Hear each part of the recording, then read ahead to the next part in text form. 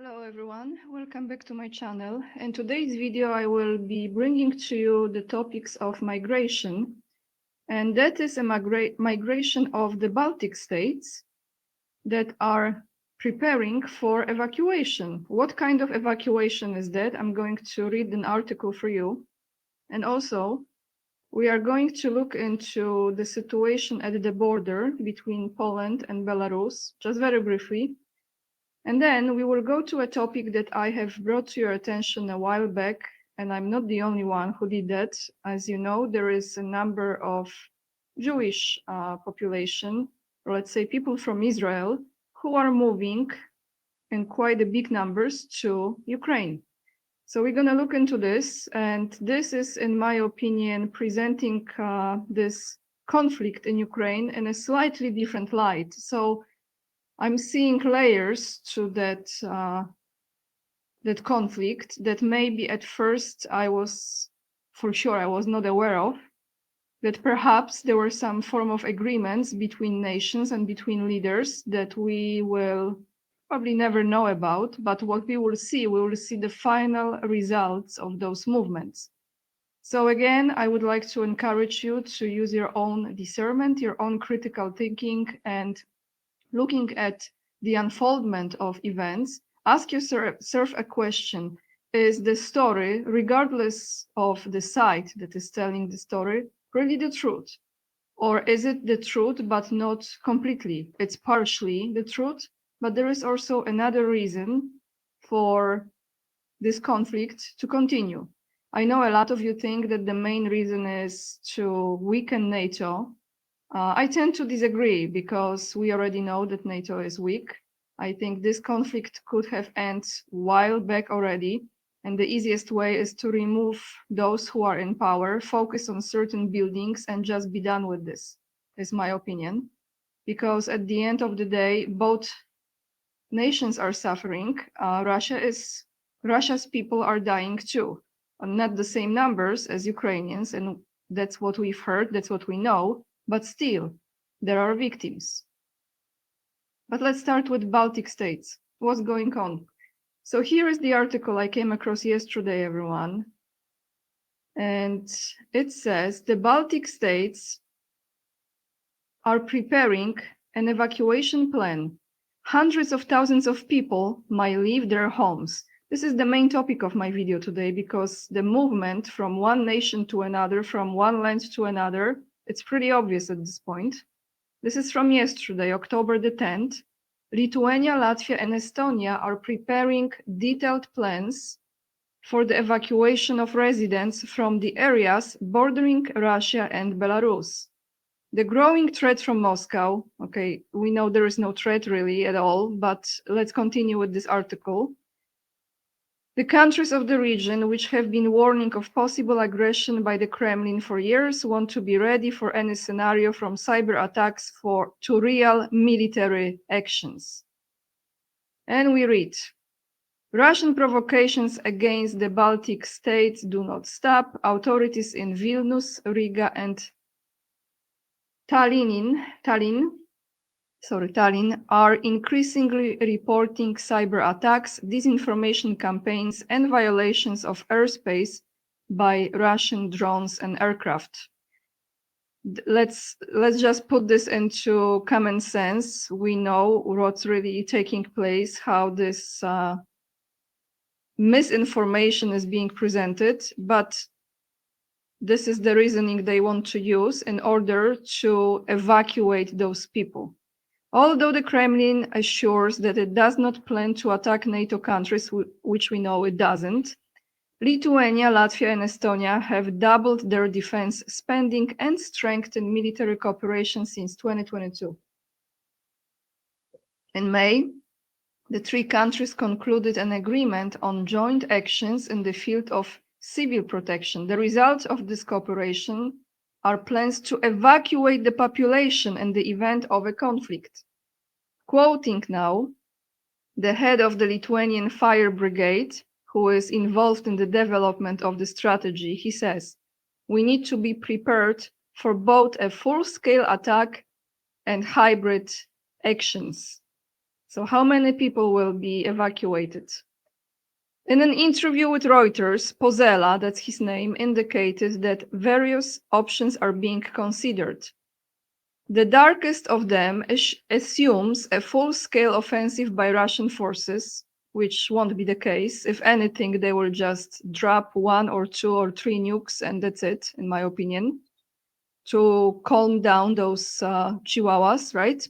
It is possible that we will see a powerful army along our borders, the goal of which will be to occupy the Baltic states within 3 days to a week. Oh my goodness, he warned.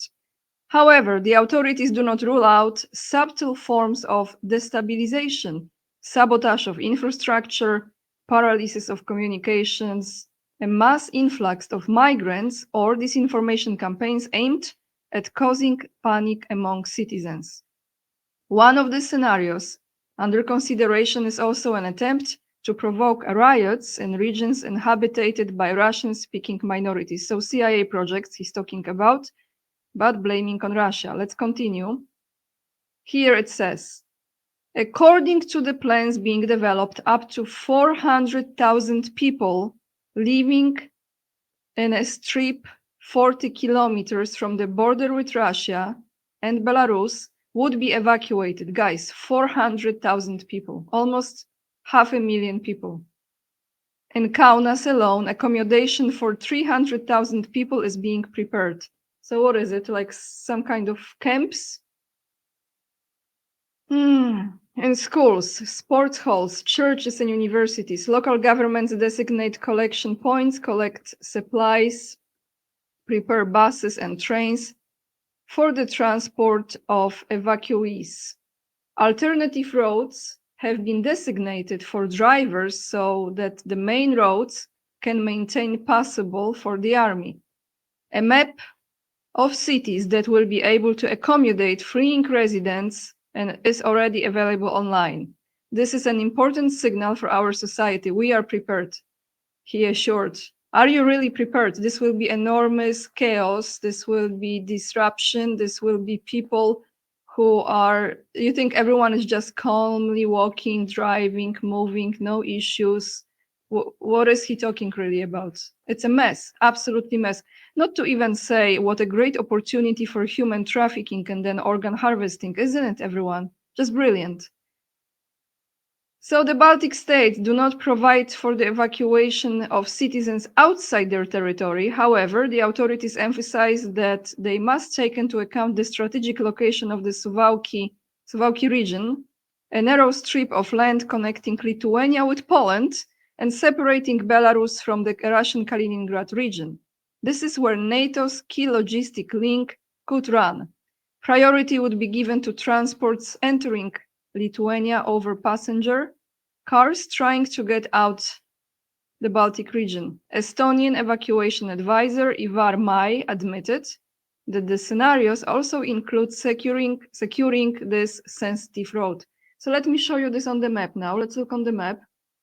What region exactly is going to be under this absolute chaos and madness if this will become the reality, which I don't think will be the case, maybe not to this extent. So here is a map. Suwałki corridor he mentioned, you can see right here. Let me zoom it closer. You have Estonia, Latvia, Lithuania. So this entire region. And here you have the border with Poland. Right here. Here is Kaliningrad. So if they will move, a lot of those people will cross this area right here. On that note, I want to take you to, well, let me actually close this this topic with my few cents. If anything happens, if they start to poke and poke and poke and poke, in my opinion, what Russia will do, again, I'm not an expert, but it's not even being an expert. It's just everyone has right to their opinion and everyone can envision certain reactions. So here is mine. I think Russia is going to use 1 or 2 missiles I don't think they will use Oryashnik because I don't think they want to waste it. Maybe they will, who knows. But what it's going to create, this is ultimately what they will do, is going to stop that for at least some time. Prior to that, I think what might happen if they are poking and poking, Russia might just do something as far as cyber reaction to it. So maybe something with the electricity, something with the communication, I don't know, something of that nature that they cannot really communicate or exchange the messages, or something will be disrupted. So they calm down again, at least for some time. Because in my personal opinion, I don't think Russia is planning to use the people there to be sacrificed, but God only knows what everyone wants to do. Because to me at this point, this is just this conflict that is being continued. There is another reason for it. And I want to take you to this video that you probably have seen on many other social media platforms. And this is a video showing you Ukraine and the migration of a certain nation. So you can see those people. This is from July, as it says right here, coming from Israel. It looks like moving, not vacation. And why this is important, because we will go through this today a little bit. People are commenting here. They are bringing someone who I just came across recently, whose name is Zirinovsky. I think he's no longer alive. I think he passed away about 3 years ago, I think, or something like that. But he was running many, many times for the presidency of Russia. And he was predicting this kind of thing, and he was saying in one of the interviews that this is Russia, this is not Israel. Anyway, I want to read you some comments from people that were originally in Russian, but you can translate it. Someone says, for this, a war was and staged between the two brothers so that you can see for yourself who settled in. And someone says, that's how it started in Palestine. So this brings this conflict into another light, as we know, because now this was, in my opinion, absolutely planned, because there is, as I came across this information, there is a plan, a project that is called Project of Greater Israel. And, you know, they like to explain like that region was actually that part of Ukraine, had a lot of people from that nation. So they are simply returning home. And this makes me wonder, have they agreed to do this? Have they agreed to a certain time frame for those people to move there? I know that many of you are thinking this is just about NATO and weakening NATO, but what if, just consider that thought, what if they actually are all in this agreement? Yes, it sounds crazy, I know, because everyone thinks that everything is good, like Russia is like perfect here and everyone is bad. But what if, just consider this, just let's open our minds. What if they have agreed? What if they have agreed to prolonging something and taking care of one region, stabilizing it from the Russian side, but at the same time, people are leaving another region, so they have enough leverage as far as time goes, so a certain nation can come and settle in there. And is also connected with what was going on in Gaza as far as the time frame goes. I think we really are being played. And if what I'm saying has at least slightly percentage of possibility, I wouldn't be surprised, to be honest with you. I don't trust any government at this point. I don't trust anyone who is in power, because I don't see they are doing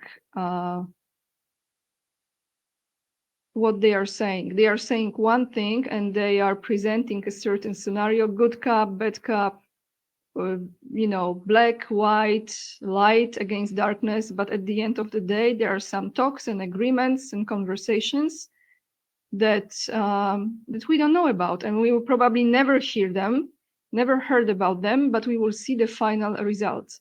So let's take a listen to Colonel Douglas MacGregor, just for a quick moment. This is from weeks ago, but he's talking exactly about this particular situation that I was bringing to you now. So let's take a listen.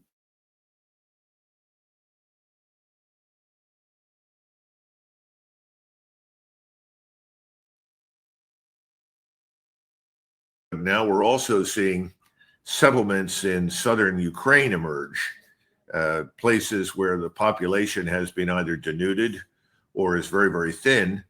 And we're seeing large numbers of Jews establish themselves in new communities. In fact, we have something on the internet that talks about the appearance of police around a community in southern Ukraine wearing American-like police uniforms who are stopping anyone from going into the area who is not Jewish. And the people that wanted to go in there were Americans, but obviously they were Christians. They were halted, turned around, and sent away.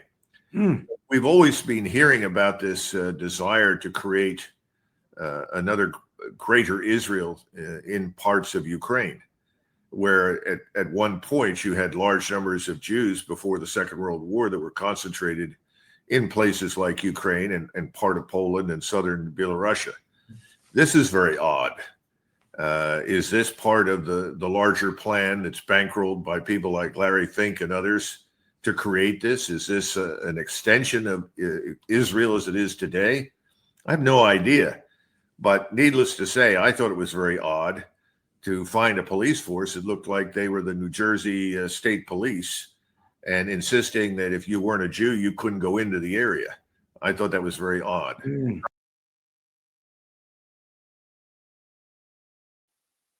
So I don't think it's odd at all. I don't think it's strange at all, because what I think could be the scenario that there is a reason for the denazification and the liberation. And that is the reason that is presented to the nation because it justifies certain moves. And yes, there is truth to it. So you cannot question it, because everything behind it many years ago, years after years after years, was coming to this point. So there is a reason for it. But what if the underlying is also not just the denazification and liberation of the regions, but is the, let's say, liberation as far as releasing certain regions for another nation? Because there is, for sure, there is some form of agreement that they can now, let's give it some time, let's give it this way, this region, this region, this region, for those so-called occupiers or returners to return back to where they say they used to live. I don't think this is a coincidence at all. I think there are two reasons for what's taking place. And now the question that actually I was saying yesterday, how long the conflict in Ukraine, between Russia and Ukraine, will go on, it really all depends how soon they settle in my opinion. That's what it depends on. It depends on how much land do they want. If the project is already sealed, if this deal is sealed as far as this is the land, that's all you get, or they keep on asking for more and they will be slowly moving there. So indeed, it might take another 2 years, so let's say up to 3 years, maybe even longer. This is my opinion. I don't know if some of you agree or don't, but I want to present this to you because I'm not surprised at all. Now let's go to the video. This is, I think, a Russian. I'm not sure if she's from Ukraine or Russia, but I will turn off the original sound and I will be reading to you the translation, what she's saying. So she is talking about exactly what I was just saying. Let me show you right here. So let's see, she's saying, I don't know exactly who this person is, but she's bringing to our attention what is taking place. Okay, so let's play it. It turns out that fought between Ukraine, sorry, this moves really fast, and Russia could have been planned. Members of the Shabbat movement why does the answer to this question give us the last Shabbat? This moves really fast, guys, so let me just try my best to read it. Rabbi Menachem Mendel Schneerson. Actually, I looked him up, and I don't think I think he already passed away. Who I think was born in Ukraine originally, in that region. She was published in the newspaper. And what's interesting, no one denied this quote in court, although they tried. That is, it can be considered genuine quote. What did he write in the first place? So this is from this rabbi, what he said. We will divide all Slavic peoples into small ones, weakened countries. Here we will use our old method, divide and conquer. We will try to pit these countries against each other, drag them into internecine, I don't know the word, wars, so like internal wars, for the purpose of mutual destruction. Here we go to the lands of southern Ukraine, Russia ancestral lands of ancient Jewish Khazaria, that is Israel, captured by Kievan, Russia, in the 10th century. We will get this territory back and create on these fertile lands the Great Khazaria, Jewish state. Like 50 years ago, Israel was created, squeezing the Palestinians. There we go. So that's what she said. I don't know exactly who she is, but she was mentioning that person, and it looks to me like that's what's going on, everyone. Here I want to bring to you another video. This is video from a year ago, also from October. So let's take a look what was taking place in Ukraine. I'm sure now it's more people than it was in that time. So thousands of Jewish pilgrims were arriving in Ukraine despite of war to celebrate one of their holidays. Thousands of Orthodox Jews pilgrims arrived in a Ukrainian city to mark the annual Rosh Hashanah religious festival despite Russia's ongoing invasion. Someone says, we pray here in Oman in the most holy place. This place is very important, and here we pray for Israel. It is very uplifting and much better to pray here for Israel. This is in Ukraine. And the fact that it happened, you see what a miracle. Not a single rocket killed a single Jew, and 180 rockets is a lot. Every year, pilgrims from Israel and other countries travel to Oman, which is the birthplace of the Orthodox Hasidic movement. So they are returning to their land, and it truly is a miracle, right? Like no rockets, everyone's safe. Or maybe there were some directions given that just avoid this area because that's where they gather. Someone says this security who ensures order and security in same ways as, one second, let me go back. Same ways as Ukrainian police officers, they have more of a communication function. They help translate information from the Ukrainian police to the pilgrims. So that's what's up, everyone.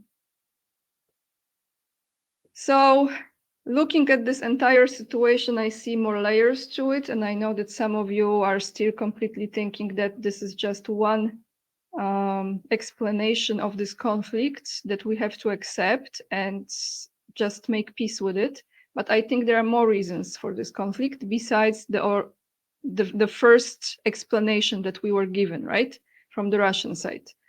And I'm not standing with Ukraine, you know I'm not, but I am really done with lies and BS and with us being manipulated. And that's why I think we really have to use our discernment now more than ever and really, really see through this, what's going on, because you can be so easily influenced by what people say because they just present to you one story. Well, what if there are more layers to it? Let's take a look what's going on at the border between Poland and Belarus. So we have this situation going on. Very quick video from the border. Here is Poland. Behind the fence is whoever is trying to cross it. Now look at this. No sound here, so that's me talking. Illegal migrants are crossing the border. 100 attempts to cross the border. So look, how they have those tools and everything, literally. This is from the 9th of October. So this guy is trying to get in and the border guards are already there. Look at this one. You see? Madness. Absolutely madness. Here at night, another 4 of them, 5. So yeah, that's the current update from Polish eastern border. And that's all I have for you today, everyone. Thank you so much for watching and thank you so much for supporting my channel. Thank you for your donations on PayPal. I will be bringing the names to personally thank you in my next videos. If you choose to support me, you can also become the Patreon supporter. It really helps me going and I very much appreciate you guys. And if you have Instagram, follow me there. It's Ania_K_44. The links to the articles as well as the videos that I was presenting to you, I will attach down below in the description box. So just scroll down under the video. And if you appreciate the content, you might not agree, and that's fair enough, but I would like to know your thoughts. If you appreciate it, hit the thumbs up and subscribe to my channel free of charge, and it helps with the algorithm. And leave the comments down below, let me know. And I see you in another video. Thank you so much. Lots of love, and remember, we are the leading edge and we are saving humanity. Bye, everyone.